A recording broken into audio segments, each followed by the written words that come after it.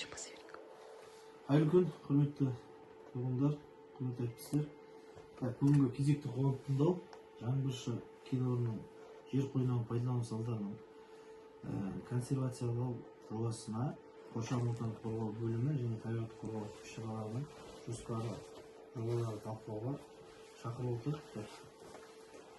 Қоғамдық тыңдау Қазақстан Республикасының экология кодексінің 96 бабы және Қазақстан Республикасының экология, геология, табиғи ресурстар министрінің 2021 жылғы 3 тамыздағы номер 286 қоғамдық тыңдау өткізу қағидаларын бекіту туралы бұйрығына сәйкес өткізіліп отыр. Баяндамашы бізде бірінші хатшыны дайындалып, хатшы Сақтау Самал Мұхамбетқызы ұсынылады. Баяндамаға 10 минутқа дейін, жас сөздерге 3 минут 5 минутқа дейін беріледі. Онда бастай беріңіз. Бізде айтпақшы не ғой да? Онлайн форматта табиғи ресурстар басқармасы, сосын экология департаменті қатысып отыр. Естілді ма? Онлайн қатысып отқандар? Естіліп тұр, бәрі сәлеметсіздер ме? Бастай беріңіз. Қайырлы күн, құрметті қоғамдық тыңдауға қатысушылар, сіздердің назарларыңызға жаңбыршы кен орнының жер қойнауын пайдалану салдарын консервациялау жобасына қоршаған ортаны қорғау бөлімі және де табиғатты қорғау шараларының жоспары тақырыбында баяндама ұсынады. Келесі слайдымызда кен орны туралы жалпы мәліметтер айта кетсем, жаңбыршы кен орны әкімшілік бөлінісі бойынша Қазақстан Республикасы Маңғыстау облысы Түпқараған ауданы аумағына жатады. Ең жақын елді мекендер Форт-Шевченко қаласының аудан орталығы батысқа қарай 55 шақырым жерде және де Таушық ауылы шығысқа қарай 30 шақырым жерде орналасқан. Жаңбыршы кен орны географиялық жағынан Түпқараған түбегінің орталық бөлігінде орналасқан. Ол батысында оңтүстігіне және солтүстігіне Каспий теңізінің суларымен жуылады, шығысында Маңғышлақ тау жүйесіне іргелес болып табылады. Келесі слайдымызда осы жаңбыршы кен орнының ауданының шолу картасы көрсетілген. Келесі слайдымызда жоспарланған жұмыстардың қысқаша сипаттамасын айта кетсем, жаңбыршы кен орнында осы кестеде көрсетілгендей жабдықтар, яғни тұрғын қала, асқанат, сақтау сыйымдылығы, дизельді электр станциясы, автоцистерналар, электр кабелі, контейнерлік қоймалар, ангарлар, ұңғымалар консервациялауға жатады. Сондай-ақ консервациялау барысында объектіде контейнерлерде мұнай шламының қалдық мөлшерлері анықталды. Мұнай шламының қалдығы шамамен 220 тоннадай құрайды. Бұл сан қоршаған ортаны қорғау, өнеркәсіптік қауіпсіздік және қауіпсіздік техникасы жөніндегі қолданыстағы нормативтік талаптарға сәйкес міндетті түрде әкетуге және кәдеге жаратуға жатады. Мұнай шламын әкету жөніндегі жұмыстарды ұйымдастыру барлық белгіленген ережелер мен рәсімдерді сақтай отырып жүзеге асырылатын болады.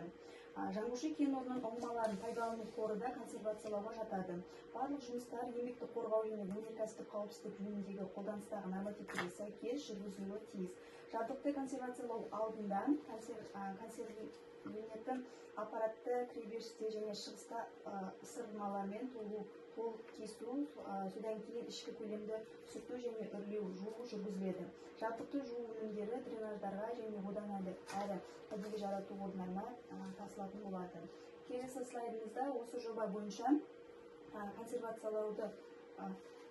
бойынша атмосфераға ластаушы заттардың шығарылу көздерінің барлық бірлігі 11 бірлікті құрайды. Оның ішінде ұйымдастырылған 4 бірлік, олар Айр 32-40 қондырғысы, ЦА-320 қондырғысы, КТА-25 краны, Тексан дизель генераторы және де ұйымдастырылмаған 7 бірлікті құрайды. Олар газ кесу, май ыдыстары, дизель отынынан арналған сыйымдылықтар, арнайы қозғалыс кезінде шам, дәнекерлеу жұмыстары және тегістеу жұмыстары болып табылады.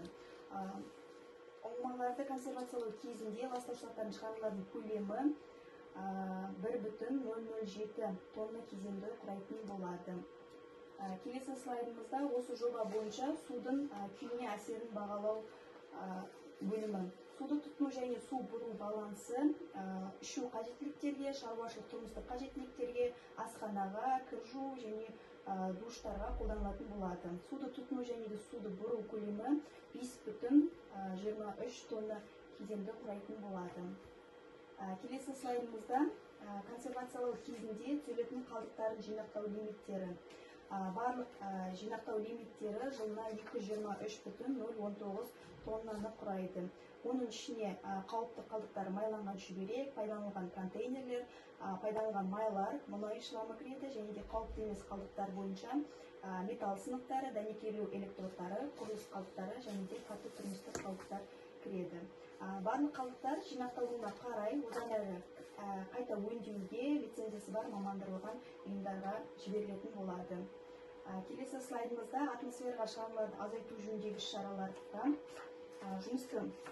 жұмыс өндіру технологиясының дәл сақталуын бақылау, барлық технологиялық параметрлер қатаң сақтау, жабдықтың герметикалығын тұрақты бақылауды жүзеге асыру, технологиялық процестің барысын тұрақты бақылауды жүзеге асыру, қызметкерлерді төтенше жағдайларға ден қоюға үйрету, өртке қарсы қауіпсіздік нормалары мен ережелерін сақтау, атмосфераға ең аз шығарындылар бар заманауи жабдықты пайдалану, жабдықтың беріктігі мен герметикалығын қамтамасыз ету, технологиялық жабдықтарды жоспарлы алдын алу, жөндеулерін және профилактикасын уақытылы жүргізу кіреді. Зиянды заттардың таралуын есептеу, талдау, санитарлық қорғау аймағының шекарасында барлық ингредиенттер бойынша жер бетіндегі концентрациялар атмосфералық ауа сапасының критерияларынан аспайтынын көрсетеді. Қоршаған ортаның қалдықтар мен ласталуын болдырмау жөніндегі іс-шаралар бойынша кәсіпорынды пайдалану процесінде пайда болатын өндіріс және тұтыну қалдықтарын арнайы бөлінген уақытша сақтау орындарында, яғни тығыз жабық контейнерлерде жинақталады. Қауіпті физика-химиялық қасиеттері бар қалдықтар үшін кәсіпорын аумағында қалдықтардың қауіпсіз айналымын бақылау көзделген. Қоршаған ортаның қатты қалдықтар мен ластануын болдырмау үшін Қазақстан Республикасының нормативтік талаптарға сәйкес іс-шаралар жоспарланған. Олар арнайы сыйлықтарда және арнайы жабдықталған алаңдарда уақыттылығы бойынша сұраптай отырып, өнеркәсіптік қалдықтарды түйіндеу және де жинау, жоспарланған іс-шаралардың орындалуын бақылау. Келесі слайдымызда осы жоба бойынша қоршаған ортаны қорғау жөніндегі іс-шаралар жоспары. Табиғатты қорғау іс-шараларының жоспарына жұмыстар жүргізу аумағында шаңды басу жөніндегі жұмыстар кіреді, жер қойнауының жай-күйіне мониторинг, техникалық және ауыз су шығыны нормаларын сақталуын бақылау жүргізу, өндіріс және тұтыну қалдықтарын одан әрі кәдеге жарату, қайта өңдеу үшін кен орнынан шығару кіреді. Осымен менің баяндамам аяқталды. Назарларыңызға рахмет. Рахмет, баяндамаңызға. Сіздерде ғой мына шламдарда шығатын қай жақ дейді жалпы? Шлам мен өзен доғырмен отырып отыр. Сол жаңа 220 тонна мұнай қалдықтарын неде тұр, үйеңкістерімізде жағып. Өздеріңіз бірінші жағып оңқысын жинап қойдық, соны тапсырамыз. Олар өздері тасымалдау? Иә, декоралар. Өзенде болса? Өзеннің компаниясымен мартайында бастайды. Ана неше қоқыстарыңыз? Қоқыстарымыз электрод, су жүйесі. Тұқпараған су жүйесімен жаңағы сумен еще жаңағы ТВО және тұрмыстық қалдықтармен полигонына төгеді ғой. Иә, өздері алып кетеді. Су жүйесі бізде ғой, суды бізден алып тұр ғой. Су бізде аламыз, жаңағы ТВОмен нені порттан келіп алып кетеді. Сосын мына нені кейбір өндірістік аймақтарда шекаралар ғой, өздерінің біткен жері жаңағы 4 түлік малдың жаңағы өндіріс аймағына кіріп кетуі деген сияқты қауіптілер болады да, шұңқырларға түсіп кетіп жатады. Кейбір шаруалар, сіздерден шаруалар бізде монастырь ауылы бар, біздің прямо промыслда жайылып жүреді. Ешқандай не жоқ, шұңқыр. Қауіпті не жоқ? Қауіпті ештеңе жоқ, қойлары, түйелері. Прямо промыслдың іші. Сіздерде қоршау жоқ қой, былай тек жазық неде жатыр. Қоршау неде болмаса біледі. Севана кейбір шаруалар мына көбіне Бозашы Қаржанбас жақтан да біздерге шаруалардан арыздар түсіп жатады.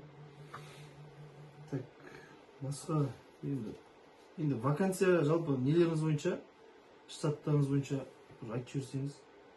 Вакансия бойынша қазір неше адам жұмыс жасап сіздерде? Қазірде екінші мен 7 адам жұмыс жасап жатыр. Қалған адамдардың бәрін босаттық. Ақтай? Жоқ, Ақтайға. Пока тоқтап тұр ғой қазір? Пока тоқтап тұр. Болды, басқа сұрақ жоқ бізде.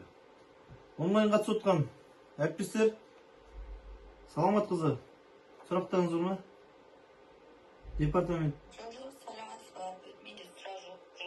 Департамент экология сұрақ жоқ. Жарайды, онда бүгінгі жиналысымыз осымен аяқтайық. Енді басқа сұрақтар болса, ауылға нелер болса қосымша хатпен жазамыз. Иә. Біздің байланысу үшін. Жақсы, сау болыңыздар.